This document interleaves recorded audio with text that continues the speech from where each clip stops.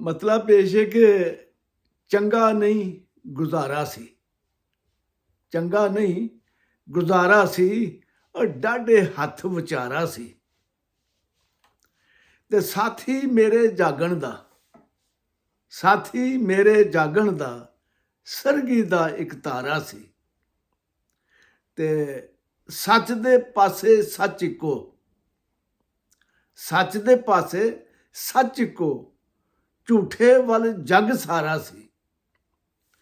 ਤੇ ਜਿਹੜਾ ਹਾਸਾ ਤੂੰ ਸੁਣਿਆ, ਉਹ ਜਿਹੜਾ ਹਾਸਾ ਤੂੰ ਸੁਣਿਆ ਆਪਣਾ ਨਹੀਂ ਉਧਾਰਾ ਸੀ।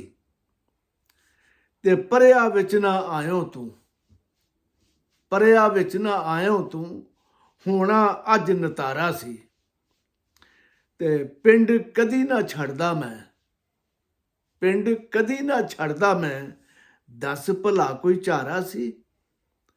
ਤੇ ਮਕਤਾ ਹੈ ਕਿ ਕਿਸੇ ਨੇ ਜੋ ਕੀਤਾ ਆਮਿਰ, ਕਿਸੇ ਨੇ ਜੋ ਕੀਤਾ ਆਮਿਰ, ਉਸ ਨੂੰ ਖਾਂਦਾ ਵਾਰਾ ਸੀ। ਰੱਬ ਰਾਖਾ।